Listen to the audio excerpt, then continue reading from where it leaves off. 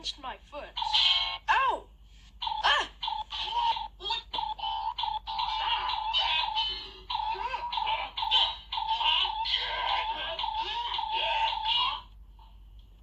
What the?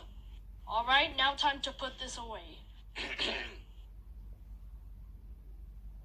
What? If you were wondering about that pinch thing, I was just putting copyright logos on you so that way either of you don't get stolen. Let me get this straight. You injected our face straight in with my own feet. See? It doesn't hurt at all.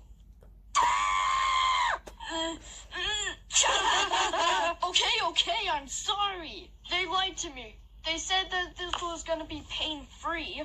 I paid $548 for this thing. You got swindled.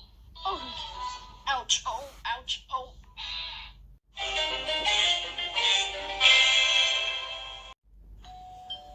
Give it up, man. It's been 3 minutes. Don't try to change my mind, guys. I know this guy has candy.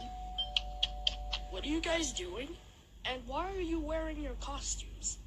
Oh, hey. Is that? Give it up.